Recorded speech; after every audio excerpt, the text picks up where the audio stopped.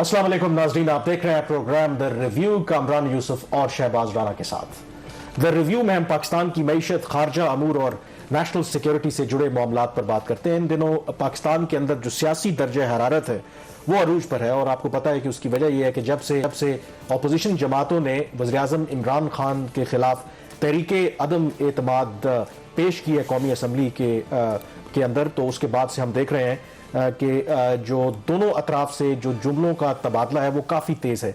लेकिन प्रोग्राम का आगाज़ हम करेंगे एक अहम खबर से, और वो इतनी अहम खबर है कि खुदा न खास्ता अगर कोई मिसअंडरस्टैंडिंग हो जाती या कुछ और हो जाता तो शायद पाकिस्तान और भारत के दरमियान कोई हादसाती तौर पर कुछ भी हो सकता था, कुछ तबाही भी मच सकती थी। जी हाँ, गुज़श्ता रोज़ हमने देखा कि DGISPR ने एक प्रेस कॉन्फ्रेंस की जिसमें उन्होंने ये इंकिशाफ किया कि 9 मार्च की शाम एक आप कह लें कि मिसाइल नुमा चीज़ जो भारत की तरफ से फायर की गई वो 124 किलोमीटर का फासला तय करते हुए, यानी कि जो पाकिस्तान की एयर स्पेस है उसकी वायलेशन की, और 124 किलोमीटर अंदर पाकिस्तान के मियाँ चन्नू के इलाके में जाके वो मिसाइल गिरा। दो के जानी नुकसान खुशकिस्मती से नहीं हुआ, लोगों की प्रॉपर्टी को ज़रूर नुकसान हुआ। और उसके बाद शहबाज हमने देखा कि जो पाकिस्तान की तरफ से रवैया था, जज नहीं किया हमने कि क्या ये डिलिबरेटली भारत की तरफ से कोई मिसाइल फायर किया गया है या कोई टेक्निकल फॉल्ट है या रीज़न क्या है, बल्कि पाकिस्तान ने ये तमाम जो मामला है वो एक तो एहतजाज रिकॉर्ड करवाया और भारत से रब्ता किया कि इस हवाले से वो वजाहत पेश करें। कि इससे पहले कि आप इस पर तबसरा करें तो आज बाकायदा तौर पर भारत का जो वजारत दिफा है उनकी तरफ से ये वजाहत सामने आ गई है, और जो स्टेटमेंट जारी किया है उसमें उन्होंने इस गलती का एतराफ़ किया है कि मार्च को मामूल के मुरम्मती काम के दौरान एक तकनीकी खराबी की वजह से एक मिसाइल हादसाती तौर पर फायर हुआ। यह स्टेटमेंट आगे चल के ये कहती है कि भारत की हुकूमत ने इस मामले को बहुत ज़्यादा संजीदा लिया और इस सिलसिले में एक आला सतही कोर्ट ऑफ इंक्वायरी का भी हुक्म दिया है। ये स्टेटमेंट आगे चल के ये कहती है कि यह बात सामने आई है कि मिसाइल पाकिस्तान के एक इलाके में गिरा है। ये वाक़या जहाँ इंतहाई अफसोसनाक है, वहीं ये बात बाइसे इत्मीनान है कि इस हादसे में कोई जानी नुकसान नहीं हुआ। तो ये भारत की तरफ से बाकायदा तौर पर एतराफ़ किया गया है कि yes there was a mistake on their part, हादसाती तौर पर ये मिसाइल फायर हुआ। ये एक अच्छी बात है कि पहले पाकिस्तान की तरफ से एक जिम्मेदारी का मुजाहरा किया गया, हमने कोई इल्ज़ाम नहीं लगाया, मौका दिया भारत को कि वो वजाहत करे, और अब भारत ने भी उसका एतराफ़ किया। लेकिन इसके अंदर शहबाज मेरे ख्याल में जो कैच है, पाकिस्तान और भारत दोनों न्यूक्लियर मुल्क हैं, और ये रिफ्लेक्ट करता है कि अगर भारत के अंदर से इस तरह टेक्निकल वजूहात की बिना पर एक मिसाइल फायर होता है, पाकिस्तान के अंदर आके गिरता है, खुदा ना खास्ता कोई भी मिसअंडरस्टैंडिंग हो जाती है, दोनों न्यूक्लियर मुल्क हैं, इसमें जंग भी छिड़ सकती है। दो चीजें, एक तो खैर पाकिस्तान का जो रवैया वो काबिल सताइश है, उन्होंने पेशेंस से बुर्दबारी से काम लिया, इसी तरह फिर भारत ने भी अपनी गलती का एतराफ़ कर लिया। अब इसको बिल्कुल दूसरे जाविये से देख लें, अगर ये गलती पाकिस्तान से हुई होती तो इस वक्त जो हिस्टेरिया क्रिएट हुआ होता इंडियन मीडिया में, और इंडियन हुकूमत इसके ऊपर कैसे रिएक्ट करती, खासतौर पर ऐसे वक्त में, मेरा ख्याल परसों ही उनके इलेक्शंस थे कुछ रियासतों में, तो सिचुएशन थोड़ी सी डिफरेंट हो सकती थी। लेकिन जो DGISPR ने अपनी प्रेस कॉन्फ्रेंस में कल कहा था कि ये जो भारत की जो टेक्निकल कैपेबिलिटीज हैं उसके ऊपर एक बहुत बड़ा सवालिया निशान है। तो मेरा ख्याल दोनों मुल्कों को अच्छी बात यह है कि कोई इससे कोई मिसहैप नहीं हुआ, फिर गलती तस्लीम कर ली। It's a self explanatory thing. Inquiry होनी चाहिए क्योंकि पाकिस्तान और भारत, आपको पता है कि दोनों न्यूक्लियर ताकतें और बहुत ज्यादा असला इनके पास मौजूद भी है, डिफरेंट इनके पास मिसाइल्स मौजूद हैं, और इस पर होना चाहिए। और माजी में जब पाकिस्तान और भारत के ताल्लुकात बेहतर थे तो दोनों के दरमियान एक अग्रीमेंट भी है, दो कि वो बैलिस्टिक मिसाइल के हवाले से जब भी पाकिस्तान या भारत तजुर्बा करते हैं तो वो एक दूसरे को पहले इन्फॉर्म करते हैं ताकि किसी किस्म की कंफ्यूजन ना हो। तो इस वाक़े के बाद मुझे लगता है कि जो भी अप्रोप्रिएट चैनल्स हैं उनको दोबारा से बेहतर करने की ज़रूरत है, क्योंकि खुदा न खास्ता देखें, ये तो पाकिस्तान ने जिम्मेदारी का मुजाहरा किया कि 124 किलोमीटर अंदर एक मिसाइल आया और पाकिस्तान ने एक तहम्मुल का मुजाहरा किया। अगर पाकिस्तान समझता कि यह बाकायदा तौर पर इन्वेजन है भारत की तरफ से, बाकायदा तौर पर मिसाइल फायर किया गया है, अगर पाकिस्तान उसको रिस्पॉन्ड करता तो आप तसव्वुर कर सकते हैं कि फिर उसका क्या नतीजा निकलता। तो ये मेरे ख्याल में इस पर काम करने की जरूरत अच्छा, अब दूसरी साइड पे आ जाते हैं इकोनॉमी के ऊपर। है। लेकिन इकोनॉमी से पहले जो बाकी जो मिसाइल फायर हो रहे हैं, सियासी मिसाइल मंजरनामे, फायर तो वो हो रहे इसलिए हैं, जरूरी है। देखें कि पाकिस्तान के कामरान बड़ा अफसोसनाक है कि वज़ीर-ए-आज़म पाकिस्तान ही लग रहे, चेयरमैन पाकिस्तान तहरीक इंसाफ लग रहे हैं, और जिस तरीके से वो बात कर रहे हैं, मेरा ख्याल कोई भी वज़ीर-ए-आज़म हो उनके ओहदे को ये बात ज़ेब नहीं देती, और इसकी जितनी भी इसकी मजम्मत की जाए कम है। रिलेटिवली जो अपोजिशन पार्टीज हैं उनकी तरफ से भी गोलाबारी हो तो रही है, लेकिन उस लेवल की नहीं हो रही जिस लेवल की प्राइम मिनिस्टर कर रहे हैं। तो एक तो के आर्मी चीफ साहब ने उनको मशवरा दिया, मुझे लगता है कि शायद वो उनको एडवाइस किया कि लगता है आज वो आर्मी चीफ को ज्यादा सुना रहे थे बजाय कि अपोजिशन पार्टीज जो को। शख्स है वो जो सेंसिबल है वो यही समझता है कि ठीक है आप सियासत करें, तनकीद जरूर करें, लेकिन इस तरह से अलकाबात से लोगों को ना नवाजें। जिस तरह ये मौलाना फजलुर रहमान 2001 PTI के इख्तिलाफात हो सकते हैं, लेकिन उन्होंने पब्लिकली ये कह दिया कि ठीक है आपका मशवरा बिल्कुल आप जो कह रहे हैं, लेकिन मैं तो नहीं मानूंगा, क्योंकि पूरी अवाम जो है वो मौलाना फजलुर रहमान को इस नाम से पुकारती है, और इसलिए आप उन्हें नहीं रोक सकते। इसको जितना भी इसको कंडेम किया जाए कम है। लेकिन देखिए कामरान, बात पता है क्या है, पीटीआई के ऊपर 2011 से जो सबसे बड़ा इल्जाम है कि इन्होंने पाकिस्तानी माशरे में जो बिगाड़ पैदा किया है, जिस किस्म की ये पॉलिटिक्स लेके आए, हेट की पॉलिटिक्स, और जिस किस्म के ये अपने सोशल मीडिया हैंडल्स जो है इनके, उससे लोगों को ये अटैक करवाते हैं, जर्नलिस्ट के ऊपर ये अटैक करवाते रहे हैं, और अब उस चीज़ को ये बिल्कुल प्राइम मिनिस्टर साहब जो एक पीक के ऊपर लेके चले गए हैं। तो कल किसी शो में अच्छी बात कही थी वो जो तारिक बशीर चीमा साहब हैं जो PMLQ के, कि ये कोई सियासत नहीं है, MQM ने इसकी मजम्मत की है कि अब जब सियासत में गाली आ जाए तो फिर इससे बुरी कोई चीज हो नहीं सकती। उसका नतीजा क्या निकल रहा है कि रद्द अमल के तौर पर जो बाकी सियासी जमातों के लीडरान हैं, इवन मौलाना फजलुर रहमान ने भी कुछ ऐसे अल्फाज इमरान खान साहब के लिए इस्तेमाल किए जो उन्हें नहीं करने चाहिए थे, लेकिन जाहिर है कि जब आप उनको प्रोवोक कर रहे हैं तो फिर वो यही करेंगे। अब इसके अंदर जो बिल्कुल मैं जो पॉइंट यही है कि हम जो इस सियासी मंजरनामे की बात कर रहे हैं, शायद ये डिबेट की हद तक मिर्च मसाला अच्छा तो लग रहा है, लेकिन जो सबसे बड़ा इस वक्त आपको पता है कि इवन इस क्राइसिस से पहले भी हमारी मईशत को बहुत से चैलेंजेस दरपेश हैं, और लग ये रहा है कि हमारा जो पब्लिक डिस्कोर्स है वो सारा तहरीक अदम एतमाद, ऑपोजिशन वर्सेस इमरान खान, उस तरफ चला गया है। लेकिन ऑन ग्राउंड जो मुआशी सूरत हाल, और वो भी जो इंटरनेशनल इस वक्त कॉन्फ्लिक्ट चल रहा है यूक्रेन और रूस के दरमियान, ये मेरे ख्याल में बहुत बड़ी डिस्ट्रैक्शन है जिसकी कीमत हमें बाद में अदा करनी पड़ सकती है। कामरान, इस वक्त हो ये रहा है कि जो पाकिस्तान की इकोनॉमी है वो बड़ी तेजी से उसके जो इंडिकेटर्स हैं वो खराब हो रहे हैं, लेकिन मुल्क के अंदर पॉलिटिकल हीट इतनी ज्यादा है, और फिर आपको एक एक्सक्यूज मिल गया जी कि आलमी मंडी में तेल की कीमतें बढ़ गई, हम कुछ कर नहीं सकते, तो इस वजह से भी हालात खराब हो रहे हैं। प्रैक्टिकली दो जो बड़े इंडिकेटर्स जिसकी वजह से हर दफा पाकिस्तान IMF के प्रोग्राम में जाता है, बजट खसारा, वो उसके नंबर्स खराब हो रहे हैं, और करंट अकाउंट का जो खसारा है, जो उसका जनवरी के जो नंबर्स आए हैं अभी तक, $2.6 अरब एक महीने में खसारा हुआ, तकरीबन $11.6 अरब का खसारा हम कर चुके हैं 7 माह के अंदर, अभी 5 माह बाकी हैं। तो हम जा रहे हैं उस सूरत हाल की तरफ जहां से PTI ने आगाज किया था। IMF का प्रोग्राम इससे कितना इफेक्ट होता है इसके ऊपर हम कल के प्रोग्राम में डिटेल में बात करेंगे। लेकिन कामरान, इसमें अनफॉर्चुनेटली जैसे फिर सियासत जो सियासी माहौल है वो गर्म होता है, तो फिर जो खजाने के मुंह है वो खुल जाते हैं। उसकी एक मिसाल ले लें, आज जो इकोनॉमिक कोऑर्डिनेशन कमेटी है उसकी आज एक इमरजेंसी मीटिंग हुई, और 85 देहातों को गैस फराहम करने के लिए उन्होंने 75 करोड़ रुपए की जो ग्रांट है वो उन्होंने विदाउट नो टाइम आज अप्रूव कर दी। वैसे गैस है नहीं, गैस है नहीं, इसमें शायद कोई, मेरे घर में तो गैस आई नहीं। इस केस में जो ये उन इलाकों में है जो 6 इजला है सिंध के, जहां पे गैस निकलती है, और जो इमीडिएट को 5 किलोमीटर के रेडियस के अंदर जो देहात है उनको गैस की फराहमी के लिए। लेकिन इसके ऊपर तो सुप्रीम कोर्ट की जो जजमेंट है वो तो 2013 की थी, और इसमें एक सिंध हाई कोर्ट का एक कंटेम्प्ट कोर्ट नोटिस भी है 2020 का, लेकिन इंप्लीमेंटेशन अब होती है, तो सवालिया निशानात उठते हैं। लेकिन नाज़रीन, से जो बड़ी चीज हम आज आपको बताना चाह रहे हैं, जिस चीज के ऊपर नजर रखने की जरूरत है कि पाकिस्तान की जो इकोनॉमिक इंडिकेटर्स हैं इस वक्त किधर जा रहे हैं। याद रहे कि हमने अभी 2 माह पहले ही 360 अरब रुपए का मिनी बजट लेके, और इसका मकसद ये था कि पाकिस्तान और जो IMF का प्रोग्राम है उसके जो अहदाफ हैं वो पूरे हो सके, और जो उसमें सबसे बड़ा जो हदफ था कि कर्जों के ऊपर सूद की अदायगी के बाद हुकूमत के पास जो महसूलात बचने चाहिए, जो रेवेन्यू बचना चाहिए, वो 25 अरब रुपया सरप्लस होना चाहिए, और खर्चा यानी कि उसके रेवेन्यू से 25 अरब रुपया कम होना चाहिए।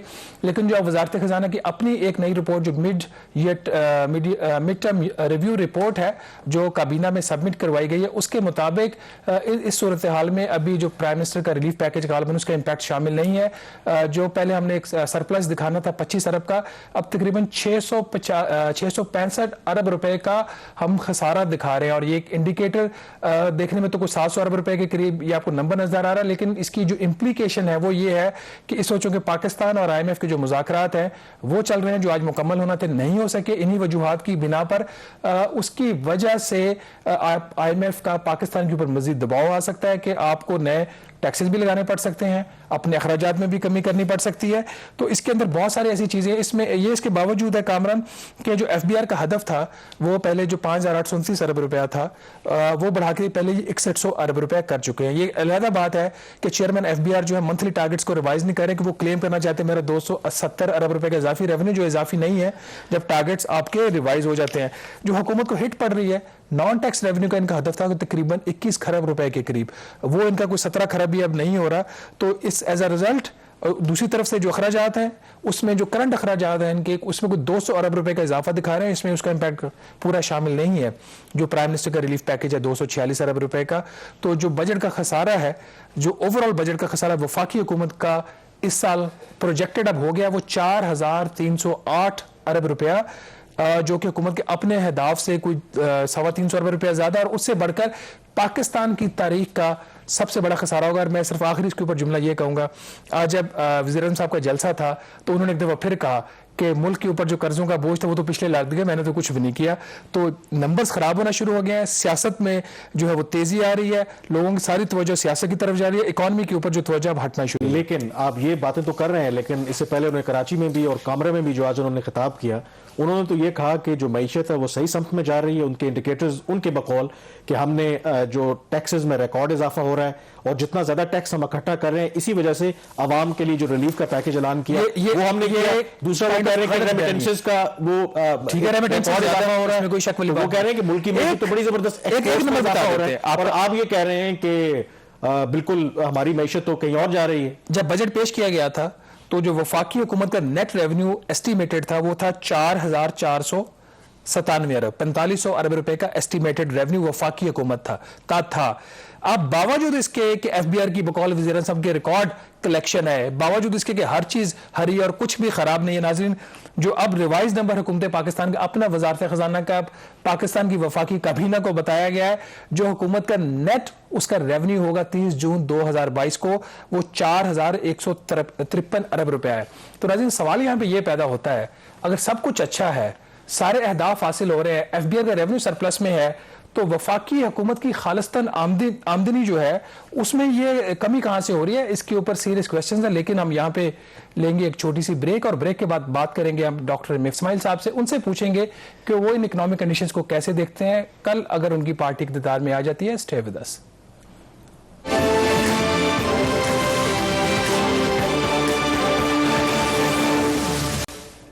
जी, ब्रेक के बाद एक दफा फिर आपको खुशामदीद कहते हैं। मुल्क में जो सियासी अदम इस्तेहकाम या गैर यकीनी की सूरत हाल है, ऐसी सूरत में आपको पता है कि मईशत जिसको बड़े चैलेंजेस पाकिस्तान में दरपेश हैं उस पर ज़्यादा बात नहीं हो रही। लेकिन अब सवाल सबसे बड़ा यही है कि अगर तहरीक अदम एतमाद कामयाब हो जाती है, तो अगर अपोजिशन की जमातों में से कोई बरसरे इक़्तिदार आता है तो उनके पास कोई प्लान है। हमें इस पर बात करने के लिए हमारे साथ मौजूद हैं डॉक्टर मिफ्ता इस्माइल, PMLN के सीनियर रहनुमा हैं और वज़ीर ख़ज़ाना भी रहे हैं PMLN गवर्नमेंट में। तो डॉक्टर साहब, आई नो कि जो अपोजिशन जमातें हैं वो दावे भी कर रही हैं और बड़े पुरएतमाद हैं कि तहरीक अदम एतमाद कामयाब हो जाएगी, लेकिन दिल पर हाथ रख के सच्ची सच्ची बात बताएं कि जो पाकिस्तान की मुआशी इस वक्त सूरत हाल है, अंदर से आप दुआ तो कर रहे होंगे कि बेहतर है कि ये तहरीक अदम एतमाद कामयाब ना हो, क्योंकि अगर कामयाब हो गई और आपके पास गवर्नमेंट आ गई तो इस वक्त जो आदाद शुमार है, जिसमें फेडरल जो बजट डेफिसिट है वो 4,300 अरब रुपए तक पहुंच चुका है। जो करंट अकाउंट डेफिसिट है, जो इंडिपेंडेंट एस्टिमेट्स हैं, वो 20 अरब डॉलर तक जाने का खदशा है। जी देखें, ये बातें जो मैं सच बता रहा हूँ कि मैंने जनवरी के अंदर शहबाज शरीफ साहब को एक प्रेजेंटेशन दी थी, तो हमने ये बात करी थी और मैंने कहा था कि मेरा अंदाजा है कि 4400 अरब रुपया, यानी कि 8% ऑफ पुरानी GDP जो होगी वो बजट डेफिसिट होगा। अब मेरा एस्टिमेट जो है वो 4400 से बढ़ के मेरे ख्याल से 4600 रुपए की तरफ, अरब रुपए की तरफ चला गया है।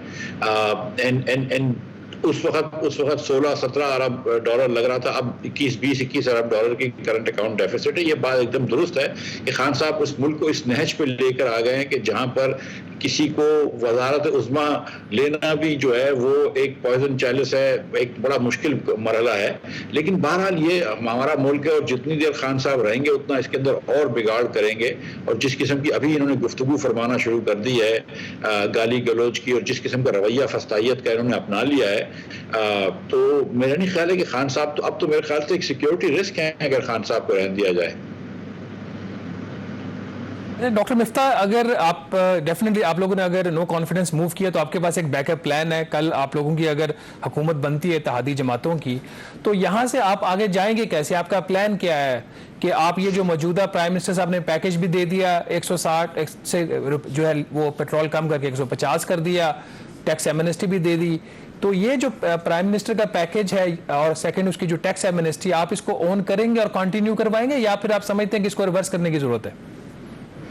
देखिए, जो प्राइम मिनिस्टर साहब का जो पैकेज था उस पे तो आज खुद इन्होंने ₹5.94 जो है वो फ्यूल एडजस्टमेंट चार्जेस डाल दिया।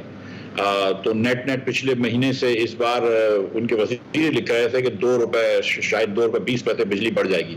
तो खान साहब ने तो खुद भी अपने पैकेज की 15 दिन तक भी वो ना करी, कोई इज्जत ना करी और एक और यूटर्न लेकर आज बिजली के रेट बढ़ा दिए।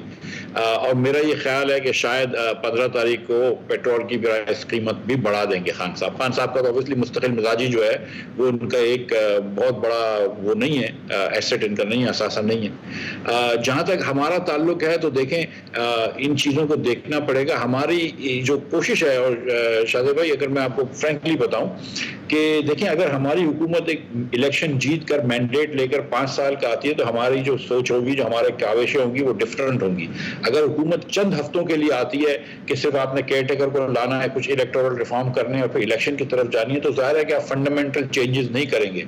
लेकिन हम ये समझते हैं कि इस मुल्क की मईशत का आपको एक इसेंशियल डायरेक्शन चेंज करना पड़ेगा। हुकूमतें जो हैं वो अब तक चाहे वो नेक दिली से भी कर रही हूँ, लेकिन जो इंपोर्ट सब्स्टिट्यूशन की पॉलिसी को हमने फॉलो किया है उससे हमें फायदा नहीं हुआ है। हमारे इंपोर्ट्स कम नहीं हो रहे, इंपोर्ट बड़ी तेजी से बढ़ रहे हैं लेकिन एक्सपोर्ट बढ़ ही नहीं रहे। पाकिस्तान के इंपोर्ट में नहीं समझता हूँ कि बहुत ज्यादा है, अगर 20% ऑफ जीडीपी है, लेकिन एक्सपोर्ट तो बहुत ही ज्यादा कम है, 7-8% ऑफ जीडीपी। तो हमको एक्सपोर्ट बढ़ाना पड़ेगा और इसके लिए हम समझते हैं कि एक्सपोर्ट प्रमोशन की पॉलिसी करनी पड़ेगी। डॉक्टर मिफ्ता, ये जो आप बात कर रहे हैं ये तो लॉन्ग टर्म की बात है ना।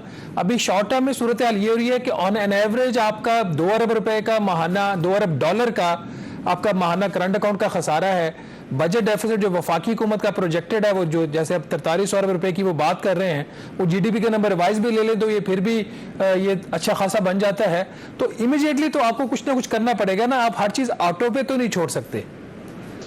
नहीं, आपकी बात दुरुस्त है कि कुछ ना कुछ आपको करना पड़ेगा। मैं समझता हूं कि थोड़ी सी करंट अकाउंट डेफिसिट जो है वो ज्यादा, मतलब दोनों मसले हैं, बजट डेफिसिट भी एक बड़ा सीरियस मसला है, बट करंट अकाउंट डेफिसिट का जो है वो एक बहुत ज्यादा मसला है। आपने देखा पिछले साल 10,000 तो आपने सिर्फ वो एमजी की गाड़ियां मंगवाने दी, किस बेसिस पे वो आई हैं, क्या ड्यूटियां देकर आई हैं, वो फैक्ट्री लगनी थी वो नहीं लगी, इस किस्म की बहुत सारी चीजें हैं। तो उसको जरा सा फिल फॉर आपको जो है वो देखना पड़ेगा इन चीजों को। हम ये समझते हैं कि एमजी की गाड़ियां बंद करेंगे, क्योंकि ये प्रपोजल शौकत तरीन साहब ने भी एक मीटिंग में फ्लोट किया था, बाद में इंप्लीमेंट नहीं हुआ। एमजी की जो मुकम्मल तैयार गाड़ी बाहर से पाकिस्तान आ रही है, आप समझते हैं इसको बंद कर देना चाहिए?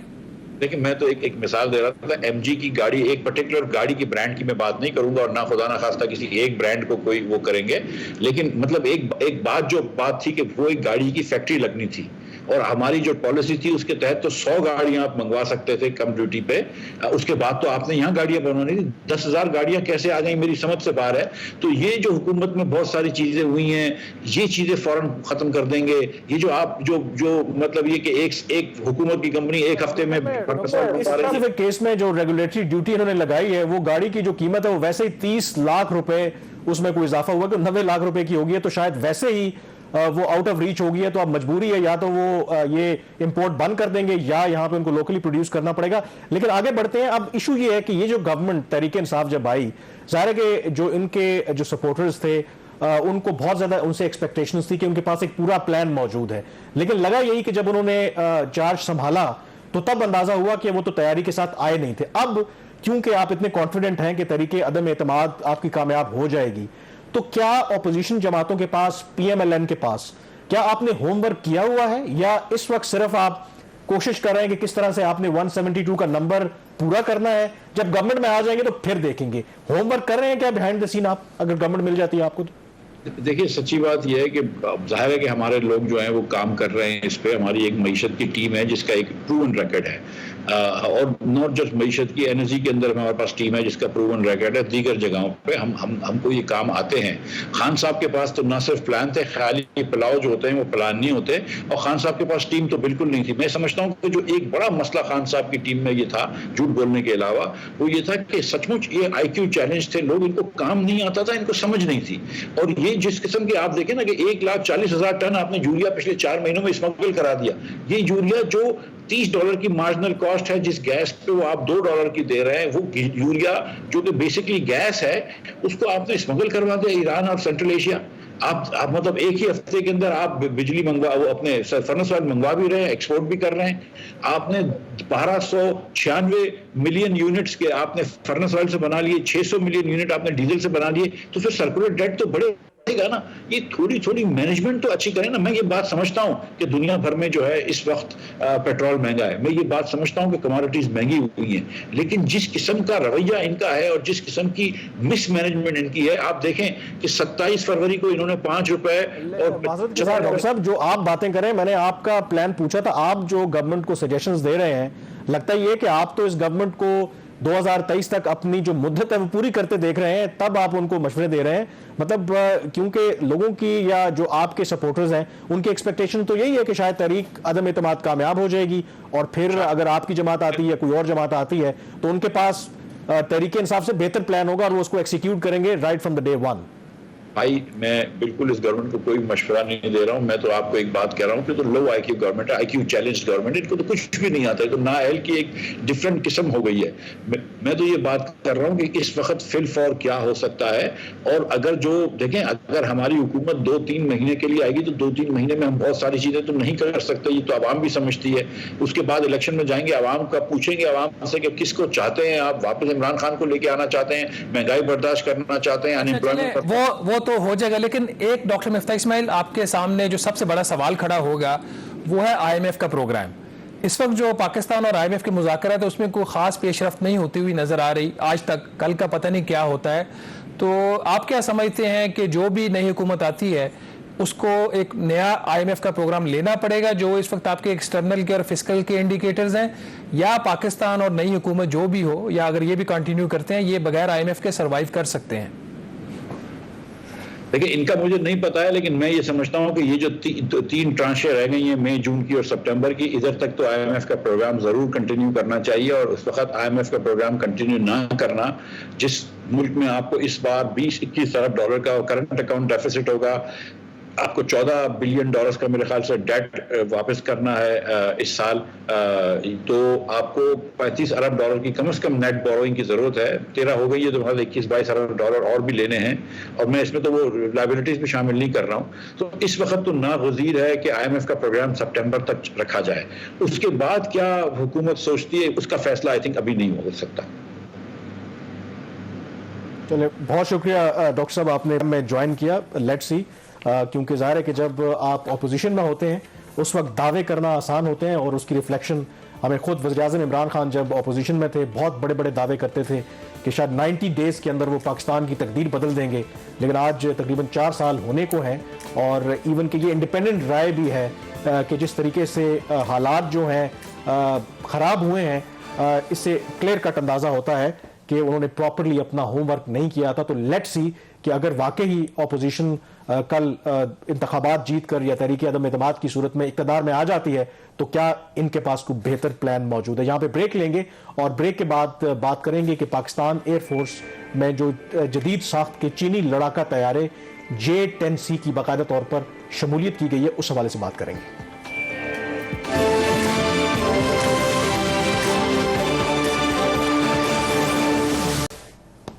जी, ब्रेक के बाद एक दफ़ा फिर आपको खुशामदीद कहते हैं। जहां इतनी सियासी हलचल हो रही है, आज हमने ये भी देखा कि वज़ीर-ए-आज़म इमरान खान कामरा एयर बेस गए और वहाँ पर क्योंकि आज एक तकरीब मुनक्किद हुई जिसमें बाकायदा तौर पर चीन से जो हमने जदीद लड़ाका तैयारे ख़रीदे हैं J-10C उसको बाकायदा तौर पर पाकिस्तान एयरफोर्स में शामिल किया गया है, तो उस तकरीब में उन्होंने शिरकत की है। ये अगर आप देखें पूरी दुनिया में ज़ाहिर है कि जो बरी बहरी जो अफवाज के बाद आजकल के जो मॉडर्न वॉरफेयर है उसमें पाकिस्तान या एयरफोर्स का जो किरदार है वो बहुत कलीदी है और हमने उसका एक मुजाहरा देखा भी 27 फरवरी 2019 को कि जब बालाकोट वाक़े के बाद पाकिस्तान और भारत के दरमियान एक कॉन्फ्लिक्ट सी सिचुएशन थी और पाकिस्तान ने बड़ी महारत के साथ दो जो भारतीय तैयारे हैं वो मार गिराए। एक तैयारा पाकिस्तानी हदूद में भी आके गिरा, पायलट उनके पाकिस्तान में ही आके गिरे और फिर हमने उनको रिहा भी किया, उनको चाय भी पिलाई। तो इस तनाजुर में शहबाज जो J-10C ये जो कहा एक लेटेस्ट चीन का लड़ाका तैयारा है और बहुत से लोग इस पे स्पेकुलेट कर रहे हैं क्योंकि पाकिस्तान ने उस वक्त से चीन के साथ नेगोशिएशन शुरू की थी जब भारत ने, आपको पता है कि फ्रांस से जो मॉडर्न राफेल तैयारे खरीदे थे और उसके तोड़ के लिए बहुत से लोग कह रहे हैं। तो इस लिहाज से it is a significant development और सिग्निफिकेंट इस लिहाज से भी है कि पाकिस्तान और चीन के दरमियान जो दिफाई और जो स्ट्रेटेजिक ताउन है उसमें जो एक डेप्थ है कि JF-17 थंडर तो ऑलरेडी जॉइंटली हमने प्रोड्यूस किया और अब ये J-10C का जो इंडक्शन है दैट शोज के विद पैसेज ऑफ टाइम उसमें मजीद जो है वो बेहतरी आती जा रही है। कामरान, इसमें अभी तक ये नहीं पता ये तादाद कितनी है, हमने कितने तैयारी लिए, कुछ इसके ऊपर क्लैरिटी है? इसमें डिफरेंट फिगर्स आ रहे हैं। शायद ये कहा जा रहा है कि शायद पहले जो फेज में 25 जो तैयारे हैं वो शायद हमने वो खरीदे हैं। अब इसके अंदर जो दिलचस्प जो पहलू है कि क्या ये J-10C जो है ये राफेल का मुकाबला कर सकता है? राफेल तो मतलब लेकिन इससे पहले कि आप कंपैरिजन दें JF-17 की मौजूदगी में क्या हमें इसकी जरूरत थी? देखिए जो JF-17 से ये बेहतर है क्योंकि JF-17 थंडर जो है वो गालिबन 4th जनरेशन का जहाज है, ये 4.5 जनरेशन का ये जहाज है। तो इसकी जो स्पेसिफिकेशन है ज़ाहिर है कि टेक्निकल डिटेल्स तो हमें बहुत ज़्यादा नहीं पता, ये डिफरेंट है। इसका कंपैरिजन यूजुअली किया जाता है कि ये ऑलमोस्ट कंपेरेबल है विद F-16। अब F-16 जो है वो पाकिस्तान की एयरफोर्स की एक बैकबोन है और हमारे ही प्रोग्राम में air vice marshal Shahzad Chaudhry साहब आए थे, उन्होंने ये बात खुल के एतराफ़ किया था कि विदाउट F-16 JF-17 थंडर जो है इज नथिंग। तो F-16 की जो है ना वो बहुत ज़्यादा इंपॉर्टेंस है। अब इसकी एक वजह ये भी बताई जाती है कि लोग तो खैर राफेल के साथ मुकाबला करते हैं, एक जो रीज़न है कि पाकिस्तान J-10C की तरफ क्यों गया है क्योंकि आपको पता है कि अमेरिका के साथ हमारे ताल्लुकात में उतार चढ़ाव आता रहता है और अमेरिका ने जो भी आपको इससे पहले दिफाई इक्विपमेंट दिया तो उसके साथ सख्त शराइत वो आयद करते हैं कि कहाँ कहाँ किस जगह पे आप उसको इस्तेमाल कर सकते हैं। लेकिन जहां तक चीन के साथ ताल्लुक है तो ओपन एंडेड है, चीन इस तरह की कदम नापे नहीं लगाता। तो लगता ये है कि पाकिस्तान दो के अमेरिका की टेक्नोलॉजी आज भी F-16 बहुत ज़्यादा पाकिस्तान के लिए इंपॉर्टेंट है, जो भी तैयारे अभी मौजूद हैं, लेकिन ग्रेजुअली पाकिस्तान इन फ्यूचर के लिए अगर अमेरिका हमें मजीद इस तरह की तैयारे नहीं देता या पार्ट्स के हवाले से या बाकी रुकावटें पैदा करता है तो फिर पाकिस्तान जो है ना चीन के साथ ये J-10C जो है ये इसका एक मुतबादिल हो सकता है और ये भी रिफ्लेक्ट करता है कि हमारी जो डिपेंडेंस है अब किस तरीके से जो दिफाई साजो सामान की खरीदारी की अगर बात करें वो अमेरिका को छोड़ के चीन की तरफ जा रही है। अच्छा, अब आ जाते हैं कंपैरिजन के ऊपर। इन दोनों तैयारों में जो फ्रेंच मेड है और चाइनीज मेड, इनमें अगर आप कंपेयर करते हैं तो आपके ख्याल में ये उसके हम पल्ला है या उसके करीब है? देखिए, एक तो बुनियादी जो डिफरेंस है, ये जो J-10C है ये सिंगल इंजन तैयारा है, लाइट वेट है। जो राफेल है वो ट्विन इंजन है और अपेरेंटली कुछ जो चाइनीज डिफेंस एक्सपर्ट्स हैं वो इन कॉम्बिनेशन विद JF-17 और F-16 वो कहते हैं कि हाँ, पाकिस्तान की जो दिफाई कैपेबिलिटी है, जब इंडिया के पास राफेल जेट्स हैं तो पाकिस्तान की जो दिफाई कैपेबिलिटी है वो एटलीस्ट किसी हद तक वो बेहतर हो जाएगी।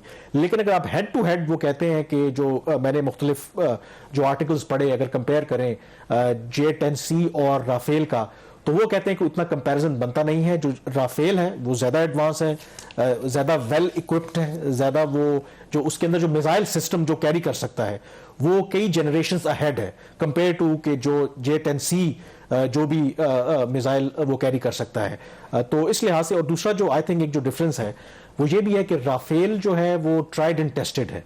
वो ऑलरेडी अफगानिस्तान, सीरिया और मुख्तलिफ ममालिक में ऑलरेडी टेस्ट हो चुका है। ये J-10C जो है ये पहले J-10 होता था 94 में, फिर करते करते इसको J-10C लेटेस्ट वर्जन आया और 2018 में ही जो चीन की जो अफवाज है उसमें इसको शामिल किया गया है। और पाकिस्तान पहला मुल्क है, चीन के बाद पहला मुल्क है जिसने ये तैयारे खरीदे हैं। तो इसकी जो टेस्टिंग है अगर उस लिहाज से देखें तो वो भी अभी बाकी होना बाकी है। लेकिन अगेन वो कहते हैं ना कि एयरफोर्स के अंदर वैसे भी इस्तिलाह है कि it is not the machine, it is the man behind the machine. और ये बात 28 फरवरी को देखी, जो पाकिस्तान के जो पायलट्स हैं दे आर वेरी स्किल्ड। बेशक आपके पास जितना मर्जी जदीद लड़ाका तैयारा हो, उसको ऑपरेट करने वाला कितना इंटेलिजेंट है, कितना स्किलफुल है, ये भी मेरे ख्याल में बहुत ज़्यादा मैटर करता है। यहाँ पे ब्रेक लेंगे और ब्रेक के बाद एक और इशू पर बात करेंगे और वो है कि जो हुकूमत ने मिनी बजट में टैक्स एग्जम्पशंस ख़त्म की थी उससे जो हॉस्पिटल्स हैं वो किस तरह से सफ़र कर रहे हैं।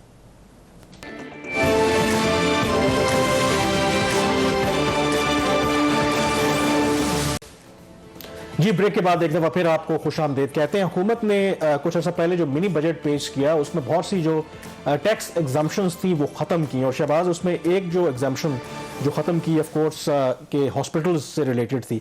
और अब जो उसका इम्पैक्ट आ रहा है कि सुना है कि जो हॉस्पिटल का इक्विपमेंट और इस तरह की जो चीज़ें आप खरीदते हैं उस पर क्योंकि जब एग्जाम्पशन ख़त्म की है तो 17% GST लग गया है।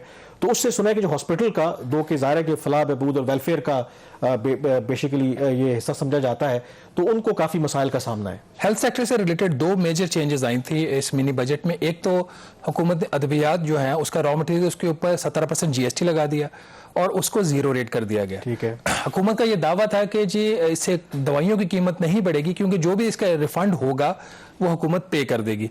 हालांकि ऐसा शायद नहीं है, रिफंड तो जाते हैं जीरो रेटिंग के सिस्टम के अंदर, लेकिन हुकूमत जानबूझ के भी FBR रिफंड्स रोकता है। अभी पिछले दिनों एक प्रेजेंटेशन हुई फाइनेंस मिनिस्टर शौकत तरीन को, और उसके अंदर उन्होंने दिखाया कि जी इस साल का जो रेवेन्यू का हदफ है उसके हासिल करने में 75 अरब रुपए के फार्मास्यूटिकल सेक्टर से जो रिफंड उसके वक्ती तौर पर हम यूज करेंगे।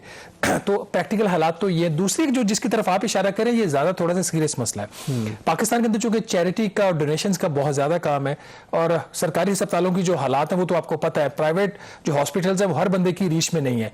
हुकूमत ने एक और 17% GST लगाया है जो अस्पतालों की जो खरीदारी होती है, अपनी परचेजेज होती हैं, चाहे वो कैपिटल मशीनरी इंपोर्ट करते हैं या कोई और खर्चा करते हैं, उसके ऊपर भी 17% GST लगा दिया गया है। ये एक बड़ा इशू बन रहा है, खासतौर पर कराची में बन रहा है। इसके ऊपर मुझे पिछले दिनों कुछ लोगों ने राब्ता भी किया था। इसमें प्रॉब्लम यह आ रहा है कि आपने डोनेशन देना, अस्पताल आपके पास आता है कि जी हमें 100 मिलियन रुपया चाहिए, वो जब मशीनरी खरीद के वापस आते हैं वो कहते हैं जी 17 मिलियन और चाहिए क्योंकि इसके ऊपर 17% GST भी लगा। ऐसा इशू है, इस पर अरशद शहजाद साहब हमारे साथ मौजूद हैं, टैक्स अमूर के माहिर हैं। तो अरशद साहब, ये इशू जो है ये 17% GST हॉस्पिटल का जो सामान की खरीदारी पर लगा है, ये किस तरह से हॉस्पिटल्स को अफेक्ट कर रहा है?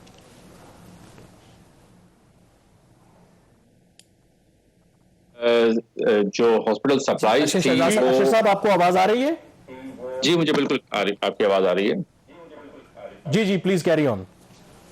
जी, हॉस्पिटल सप्लाईज जो थी वो स्पेसिफिकली एग्जेम्प्ट थी पाकिस्तान में over the last many years. In fact जब से सेल्स टैक्स इंसेप्ट हुआ 1996 में वेट मोड में, जब से ये एग्जेम्प्ट थी। और इस जो सेकेंडरी एक्ट जो आया है, फाइनेंस एक्ट सप्लीमेंट्री एक्ट जो आया है, उसमें ये पर्टिकुलर एंट्री नंबर 52 थी 6 शेड्यूल में। 6 शेड्यूल जो है सेल्स टैक्स का वो एग्जम्पशन से रिलेट करता है। उस शेड्यूल में ये एक एंट्री थी जिसके तहत आपको हॉस्पिटल्स को तमाम सप्लाई जो थी वो टैक्स फ्री थी।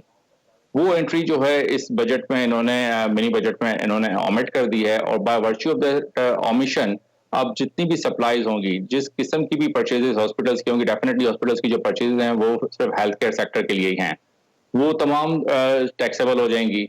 हॉस्पिटल्स वैसे जो हैं आपको पता है कि सर्विस प्रोवाइडर है, हेल्थ सेक्टर की सर्विस प्रोवाइड करते हैं, तो हॉस्पिटल्स पे ना टैक्स है, और अगर हो भी टैक्स उन पे तो वो प्रोविंशियल सब्जेक्ट है, फेडरल सब्जेक्ट है भी नहीं।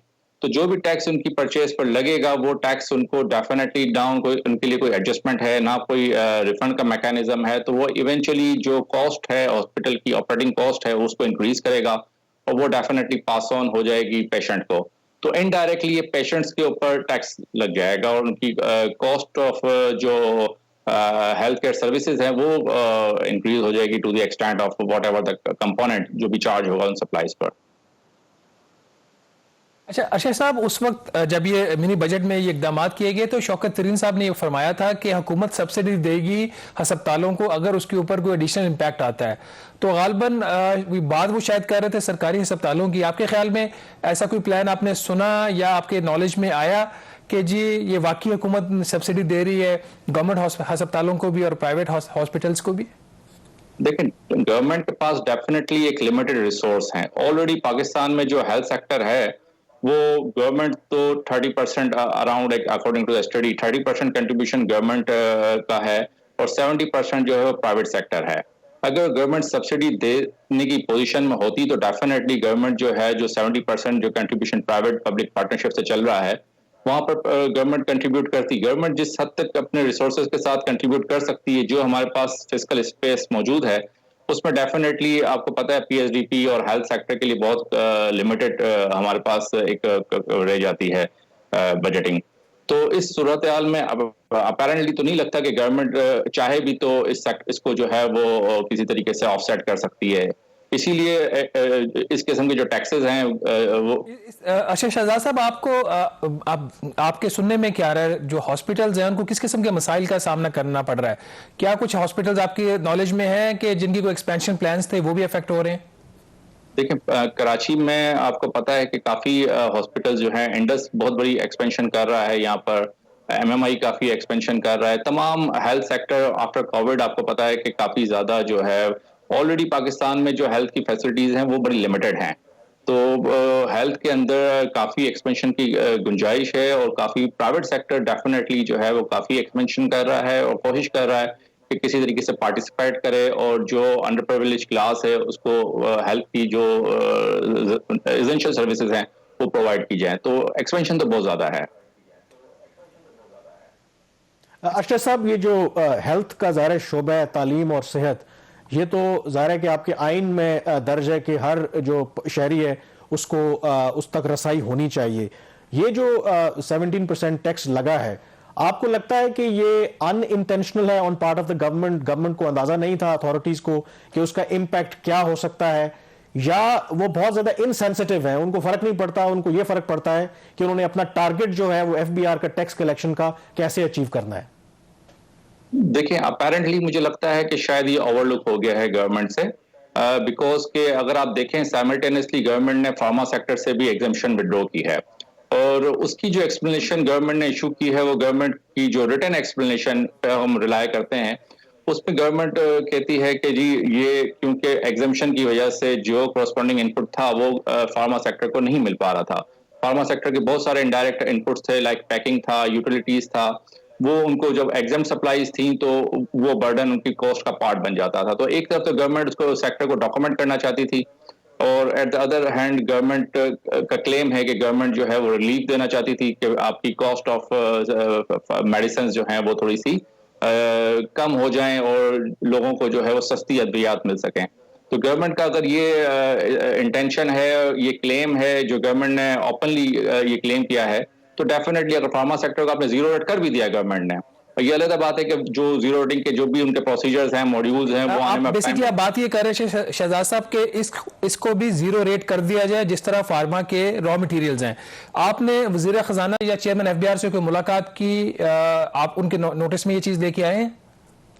देखें, रिसेंटली जो एक ज्वाइंट हॉस्पिटल्स का कंसोर्शियम एक डेवलप हुआ है, उन्होंने रिप्रेजेंटेशन डेफिनेटली की है, फाइनेंस मिनिस्टर साहब को भी की है और रिटर्न उन्होंने डेफिनेटली अपनी सबमिशंस दी हैं और इसके ऊपर अभी तक कोई फीडबैक अभी तक वसूल नहीं हुआ है। बहुत शुक्रिया अरशद शहजाद साहब, क्योंकि जैसे अरशद साहब ने भी बताया कि जो 17% हॉस्पिटल पर इन्होंने टैक्स लगाया है उसका जो अल्टीमेट इम्पैक्ट है वो एक मरीज पर ही जाएगा और पहले ही आवाम के ऊपर जो इनडायरेक्ट टैक्सेस आप जिसे कहते हैं पहले ही उस बोझ तले दबे हुए हैं, और फिर अगर इलाज करवाने जाते हैं तो मजीद 17% अगर उन पर टैक्स लगेगा तो आप सोच सकते हैं कि इलाज कितना महंगा हो जाएगा। तो लेट्स होप अरशद साहब जिस तरह कहा कि उन्होंने कि गवर्नमेंट से शायद ये ओवरलुक हुआ है, अगर ओवरलुक हुआ है तो गवर्नमेंट को रेक्टिफाई करना चाहिए। प्रोग्राम द रिव्यू से इतना ही। मुझे कामरान यूसुफ और शहबाज राना को अब इजाजत दीजिए। अल्लाह हाफिज।